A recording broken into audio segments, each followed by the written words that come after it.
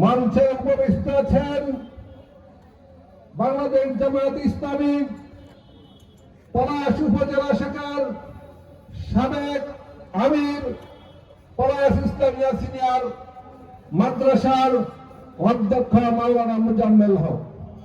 উপস্থিত আছেন বাংলাদেশ জামায়াত ইসলামী নরসিংদী জেলার মধ্যশুরার অন্যতম সদস্য বাংলাদেশ জামায়াত ইসলামী পলাশ উপজেলা শাখার সম্মানিত সেক্রেটারি মাওলানা মাসুদ করিম।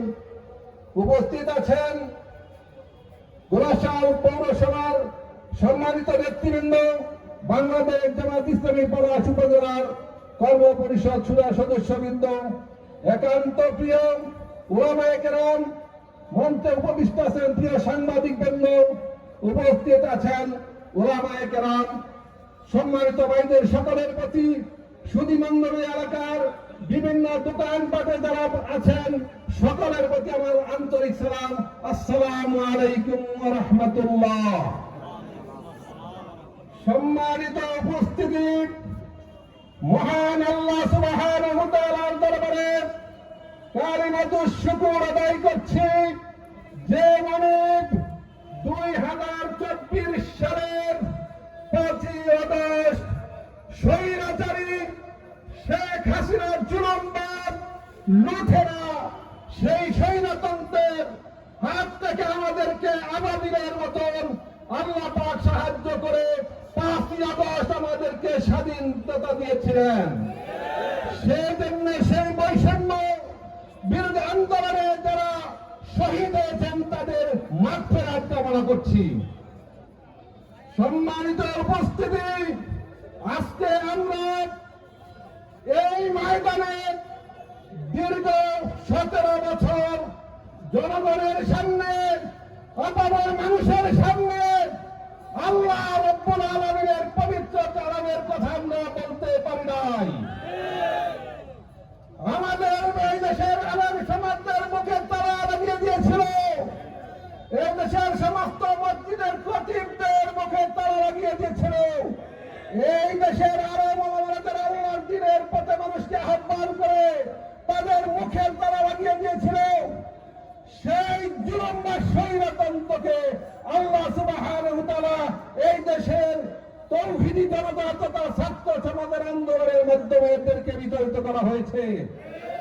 তারা এমনভাবে এই দেশকে স্বৈরতন্ত্র আসন্ন করেছিল, তারা এই দেশকে ইসলাম শূন্য করার জন্য, এই দেশকে ইসলামী আন্দোলনের নেতৃবৃন্দকে নেতৃত্ব শূন্য করার জন্য, এদেশের তৌহিদি জনতার, এদেশের ইসলামী নন্দিত নেতৃবৃন্দ যারা আমাদের শহীদ মাওলানা মতিউর রহমান নিজামী, আলী আহসান মোহাম্মদ মুজাহিদ সহ নেতৃবৃন্দ তখন টিপাইবাদ মুখের বিরোধিতা করেছিলেন।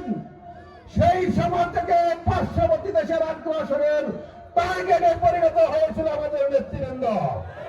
বাংলাদেশের সীমানাকে অক্ষুণ্ণ রাখার জন্য, নিরাপত্তায় রাখার জন্য একমাত্র প্রহরী হিসেবে কাজ করছে বাংলাদেশ জামায়াত ইসলামী। এই বাংলাদেশের স্বাধীনতা সার্বভৌমত্ব রক্ষা করার জন্য যে আমাদের প্রতিরক্ষা বাহিনী, এই সৈন্য সরকার ফ্যাসিস্ট আওয়ামী লীগ, এই শেখ হাসিনা প্রতিরক্ষা বাহিনীকে 2009 সালের 25 ফেব্রুয়ারি বিজয়ের হত্যার মাধ্যমে এই দেশের প্রতিরক্ষা ব্যবস্থাকে ধ্বংস করেছিল, এই দেশের অর্থনীতিকে ধ্বংস করেছিল, এই দেশের সমস্ত ব্যবসা বাণিজ্য ব্যাংকগুলিকে লুট করে বিদেশে পাচার করে নিজেদের বাড়িঘর তৈরি করেছে। তারা চেয়েছে এই দেশের অর্থনীতিকে ধ্বংস করে দিয়েছে। সম্মানিত উপস্থিতি, এই দেশকে যদি স্বাধীনতা সার্বভৌমত্ব রাখতে চান, এই দেশের প্রতিরক্ষাকে যদি সত্যিভাবে নিরাপত্তায় রাখতে চান, তাহলে 24-এর এই গণছাত্র আন্দোলন যারা আমাদেরকে উপহার দিয়েছে তাদের সাথে ঐক্যবদ্ধ হয়ে পুনরায় আবার বাংলাদেশকে আমরা গড়ব। বাংলাদেশকে গড়ার জন্য যেই বুকের রক্ত দিয়ে যারা জীবন দিয়ে গড়েছে, আজকে আমরা সেই দেশকে নতুন ভাবে গড়ার জন্য আমরা দৃঢ় প্রত্যয় নিয়ে আমরা কাজ করে যাচ্ছি। সেই কাজের ভিতর দিয়ে এখনো পর্যন্ত দেখা ষড়যন্ত্র চলছে। এই স্বৈরাচারী নেত্রী হাসিনা ভারতে পলায়ন করে সেখানে বসে বিভিন্ন ষড়যন্ত্র করছে। আপনি যত ষড়যন্ত্র করেন, এই দেশকে ষড়যন্ত্র করলে আপনি যেমন এখানে টিকতে পারেন নাই, আপনি আপনার এখানে টিকতে পারবে না। এই দেশে যেই ট্রাইব্যুনাল দিয়ে আপনারা বিচার করেছিলেন, সেই ট্রাইব্যুনাল পুনরায় এই অন্তর্বর্তীকালীন সরকারের কাছে দাবি রাখবো, সেই ট্রাইব্যুনালের মাধ্যমে তাদের ওই স্বাধীনতা যারা বিপন্ন করেছে, এদেশের মানুষকে যারা হত্যা করেছে, এই দেশের ছাত্র সমাজকে যারা হত্যা করেছে, তাদের রক্ত দিয়ে বন্যা পেয়েছেন, ওই মানবতা বিরোধীর একই বিচার এই ট্রাইব্যুনালের মাধ্যমে হবে। আমরা চাই না, আমাদের আইনকে আমরা হাতে নিতে চাই না। আপনারা কৌশল করে, ষড়যন্ত্র করে বিচারকদেরকে আপনার বিচারকের কাছে অস্ত্র বহন করে আপনারা বিচার করেছেন অন্যায় ভাবে।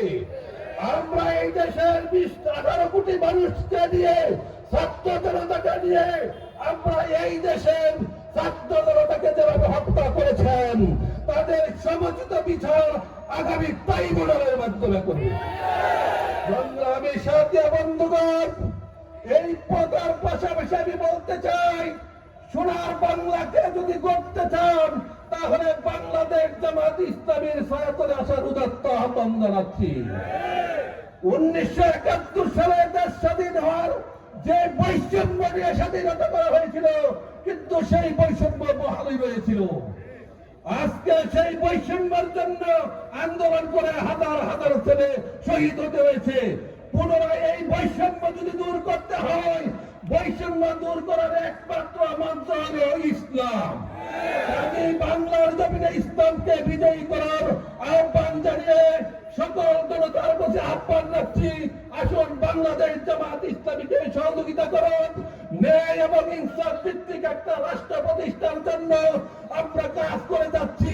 আগামীতে ন্যায় প্রতিষ্ঠার জন্য, ইনসাফ প্রতিষ্ঠা করার জন্য উদাত্ত আহ্বান জানিয়ে আমি আমার বক্তব্য শেষ করছি। আল্লাহ পাক আপনাদের দীর্ঘায়ু করুন, আমাদের নেতৃবৃন্দকে সুস্বাস্থ্য দান করুন এবং সকলের কল্যাণ কামনা করে আমার বক্তব্য শেষ করছি। আসসালামু আলাইকুম ওয়া রাহমাতুল্লাহি ওয়া বারাকাতুহু।